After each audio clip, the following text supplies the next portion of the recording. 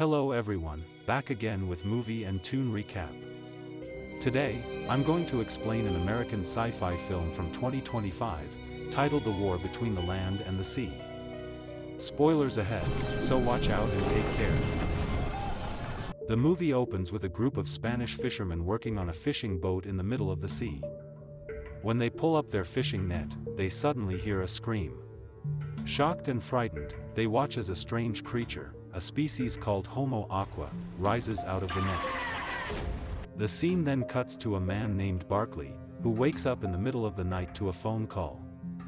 He wakes his daughter, Kirby, and tells her that there is an oil spill in Scotland, so she needs to go and stay with her mother. As they get dressed, an agent from the United Nations Intelligence Task Force, Sergeant Hannah Chukri, arrives to pick them up. While driving, Barkley and Hannah continue talking about the oil spill. Barkley drops Kirby off and briefly speaks with her mother, Barbara, before leaving. Back in the car, Hannah tells Barkley that he is being sent to replace Roger Trevithick, which makes Barkley uneasy, and it is revealed he is a staff member of UNIT. He meets General Austin Pierce before boarding a plane, and Barkley is given documents to read and review, and during the flight, he talks with another agent, Corporal Morgan.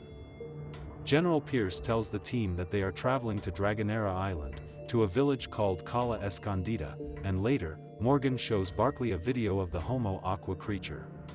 Barkley tells Morgan that he once replaced Roger back in 2020, and because of that, his name stayed on the list as Roger's replacement. He insists that he is not meant to replace Roger, saying he is only a grade 10 officer who works in transport and mainly books taxis. When they arrive at their destination, they go through a decontamination process, and Colonel Tariq Hashim welcomes them and shows them the dead creature that was found. People online had seen it and said it was a hoax, and General Pierce explains that they used to call these creatures sea devils, but they want a better name now, so he prefers Homo Aqua. Hannah adds that scientists believe the species evolved from temnospondylus, and that the correct scientific name would be Homospondyle erectus. It is hard to tell whether the creature is male or female, and General Pierce asks if a pearl was found. Hannah confirms that there was one, and that it is completely natural, and General Pierce says the pearl should be returned to where it belongs. He explains that they always find a pearl at the base of the throat, embedded in the skin, and they believe it is placed there at birth. After that, a deep scan of the body is carried out, and Corporal Morgan is instructed to join the team. Barkley studies the creature closely, makes the sign of the cross on his chest, and then joins the others. Outside, General Pierce says he is unsure why they are even there, since the Mediterranean Sea is like a small pond. Tariq explains that there was an underwater avalanche in January 2020 that cut communication cables, and that this event could be linked to the creatures. A translation pulse is then sent out as a way to say hello, and later, Barkley is told that they still cannot use their phones. However, Barbara later manages to message him, saying they need to talk about Kirby's school. That night, Corporal Morgan and Private Abdallah are on duty, guarding the dead Homo Aqua. Suddenly, the floor starts to turn into mud, and Abdallah slowly begins to sink. Morgan tries to pull her out, but she is dragged down as the ground turns into water. Morgan calls for help, but he is also pulled under, and at that moment, another Homo Aqua rises from the ground and takes away the dead body of its kind. An alarm immediately sounds, and everyone rushes to the scene, including General Pierce, and the captain tells Pierce that everything in the room is gone. They enter the room and learn that Corporal Morgan and Private Abdallah are missing, and Barkley pulls a chair out of the ground as if it was buried. Hannah suggests searching the village, thinking the missing soldiers might be nearby, but Pierce refuses. He tries to contact Morgan and Abdallah over the radio, and he then hears the radio signal coming from beneath the ground. When they dig, they uncover a hand, leaving everyone confused and shocked. Outside, Barkley and Hannah talk until General Pierce interrupts them, and he apologizes that Barkley had to witness what happened. Barkley says he is only there by mistake and reminds Pierce that he is just a grade 10 officer. Pierce replies that this is how history is made and says he believes Barkley is capable of handling the job, and he then walks away. Hannah complains that she had to work hard to get where she is, while Barkley did not, and Barkley mentions that he once met the doctor. Talking about the Homo Aqua, Hannah explains that the Unified Intelligence Task Force was created to deal with alien life forms, but this species is not alien. They are from Earth and were here long before humans, and she says they went into hibernation underground. Hannah adds that evidence of this is sometimes found, but it is hidden because the planet truly belongs to them. Suddenly, a Homo Aqua rises out of the water, catching everyone's attention, and Barkley is handed a camera and told to record everything. General Pierce steps forward to speak to the creature, and a translation device is used so they can understand each other. Through the translator, the Homo Aqua says that humans killed their kind, and Pierce responds by saying that the Homo Aqua also took 2 human lives. He asks that the fighting stop, and the Homo Aqua agrees. They agree to meet peacefully and learn from each other. However, the Homo Aqua then says they do not want to speak to only a few people. They want to talk to all of humanity, and all of them want to speak, and suddenly, more Homo Aqua begin to rise from the water. Pierce asks them to repeat what they said earlier, and the Homo Aqua explains that they are already speaking to the whole world. Pierce is confused, but then everyone receives emergency alerts on their phones, and they realizes this is happening everywhere. News reports show Homo Aqua appearing in London and other places around the world, with different reactions from people. Preparations begin for the first official meeting with the Homo Aqua at Imperial House, and a waterway is built to allow the meeting to happen, as this was a demand from the Homo Aqua. Back at home, Barbara complains about Barkley and his job, and he gives her money to show that his work is not useless. He talks with his family but does not tell them much about his new promotion because he does not want arguments about his real job, and then leaves to attend the meeting at Imperial House. At the meeting, the Commander-in-Chief of the Unified Intelligence Task Force, Kate Stewart, introduces herself. She explains that UNIT has been chosen to lead the task force and represent humanity and all life on Earth. She speaks with the Prime Minister and other world leaders as an ambassador approaches. Kate asks Mr. St. Louis, the head of the construction workers, about the waterway, and he tells her everything is ready. Meanwhile, when the waterway is switched on, the construction workers quickly run into a problem and have to fix it. After that, the guests begin moving through the waterway. There are 4 Homo Aqua, 2 unknown life forms, and 1 from a second unknown type.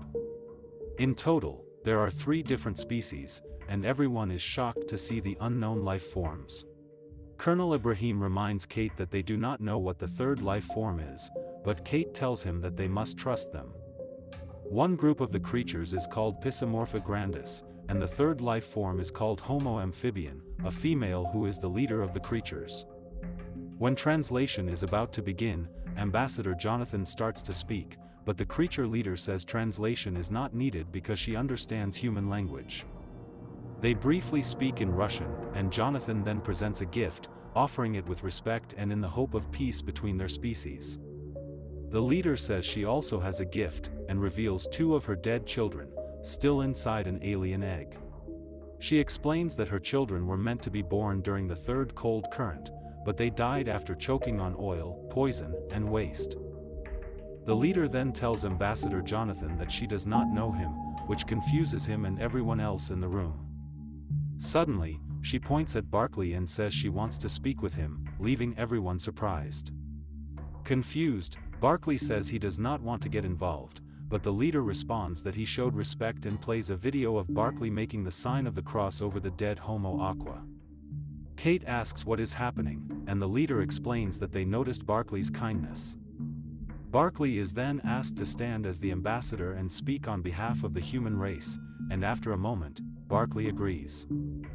Everyone is shocked by what has happened. The meeting ends, and Barkley stands alone in a room. Colonel Ibrahim explains to Kate who Barkley is. He says Barkley is a grade 10 officer who works in logistics. Kate goes into the room and introduces herself to Barkley, and he says he already knows who she is because he books her taxis. Kate admits she is confused about why the Homo Aqua chose him out of almost 8 billion humans. Barkley says he does not know why and says he has never had any contact with the Homo Aqua.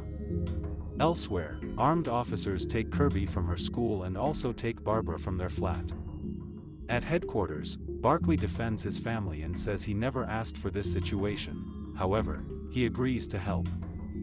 A BBC newsreader reports that H2O ambassador Jonathan has been dismissed, and at headquarters, Prime Minister Harry Shaw warns Kate that the H2O Commission will not allow a random civilian to represent them. Jonathan orders Kate to speak to the Homo Aqua, and later, Kate meets the leader of the Homo Aqua. Kate says the committee wants her to trust Jonathan and forget about Barkley.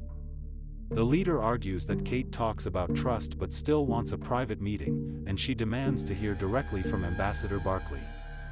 Barkley joins Kate in the aisle, and the leader asks him to step forward, and he does so slowly. They greet each other, and Barkley asks if she has a name and she tells him to call her Salt. Barkley says he is an ordinary man who knows nothing about politics or diplomacy, but Salt tells him he was chosen because of his compassion and humanity, not his skills. She warns that human leaders want to replace him and asks what he wants, but Barkley says he will accept whatever decision they make. Salt refuses that answer and asks what he truly thinks, and Barkley says it is time for people like him to have a voice. The meeting ends with Salt warning that negotiations will stop if Barkley does not appear the next day. Meanwhile, armed officers escort a frightened Barkley into an armored vehicle to meet Kate. He insists that he is not a spy, and Kate says she believes they can work together and tells him that UNIT wants a peaceful solution. She says she has spent her life fighting to protect the planet and believes that, with his help, they can build a better world for everyone. When they arrive at the diplomatic hotel, armed guards escort Barkley inside, and a French general named Dominique secretly takes his photo. Sergeant Hannah tells Barkley that diplomats and delegates are being moved for security reasons. Barkley asks how long he will be kept away from his family, and a guard opens his hotel room door, and Kirby runs out and hugs him. Meanwhile, unit technician Shirley Bingham wonders how Salt communicates with her people, and another technician suggests they may share one consciousness. As footage from the recent meeting plays, Kate notices that Salt and the other H20 Aqua inhaled at the same time. In a laboratory, Dr. Katie Bangura studies the remains while her apprentice, Marco, prepares them for imaging.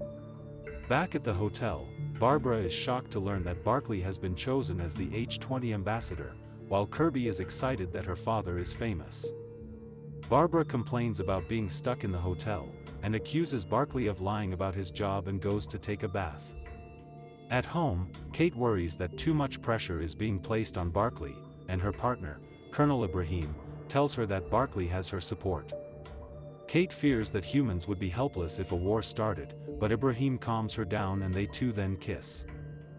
At the lab, Marco secretly takes a tissue sample and hides it in his pocket, and later, he gives it to Sir Keith Spears in exchange for citizenship. Marco becomes angry when he realizes the deal does not include his mother. Meanwhile, Kate learns that Barkley's name has been leaked to the media, and the next day, reporters surround the hotel. At headquarters, Bingham tells Kate that Dusselier sent Barkley's photo to the media, and Kate angrily criticizes Dusselier for undermining NATO. Kate allows 50 media workers into the hall, and later, a guard tells Dusselier that she is no longer allowed inside the hall. On the way to the hall, Kate tells Barkley that all decisions must go through the commission, and Pierce tells Barkley to stay calm.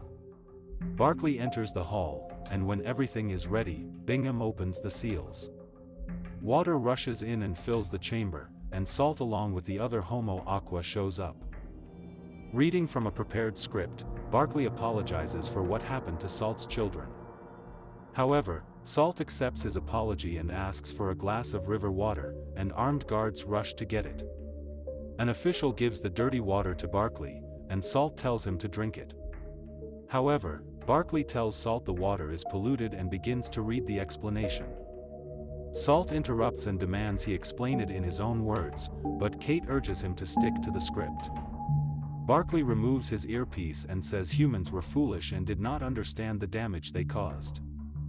He says water companies are pumping poison into rivers, and says everyone shares the blame and must start fixing the problem now. Back at the hotel, Barkley is excited, and Kirby and Barbara laugh as they watch a breaking news report. Barkley boasts about being part of history, and Barbara jokingly calls him a fishy ambassador. At headquarters, Pierce tells Kate that the H20 committee has created new environmental regulation models, and Kate says environmental groups have been trying to reach these goals for years. Pierce warns that the French consulate wants Dusselier allowed back into the hall, and Kate reluctantly agrees. Later that night, Barkley looks through classified photos until Kirby interrupts him. Kirby asks if he will be safe, and Barkley says he will be and tells her that she and her mother will be moved to a safe house tomorrow.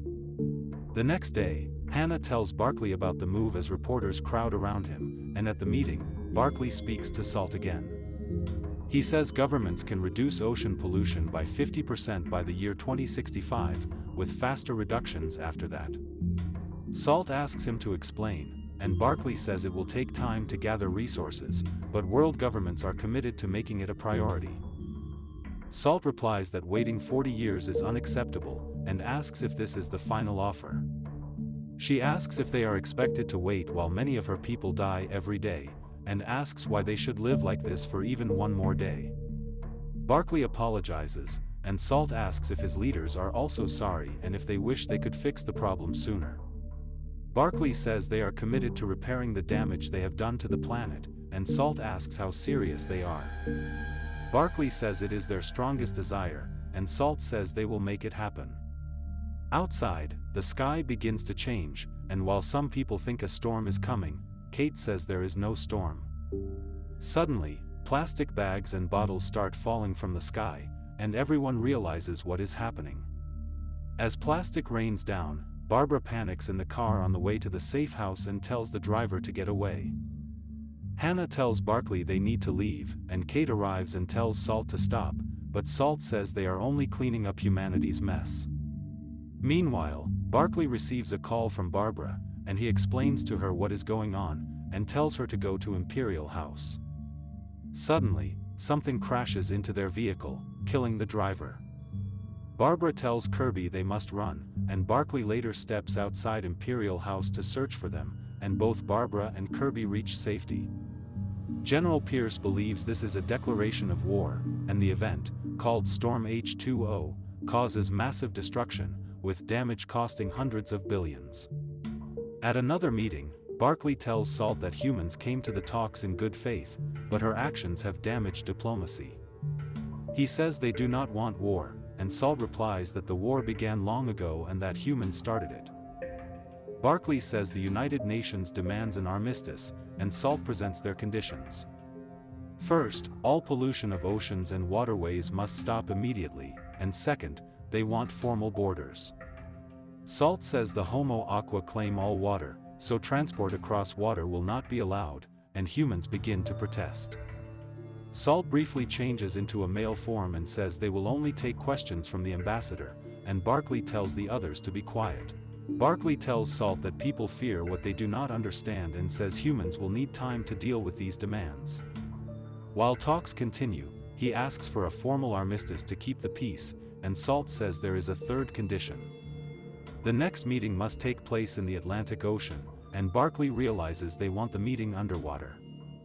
Salt says this will prove humanity's commitment to peace and equality. The Romanche Trench is one of the deepest places on Earth, about 25,000 feet deep, and Barkley is warned not to agree. Salt asks Barkley if he will meet them at the bottom of the ocean, and Barkley agrees, as the episode ends.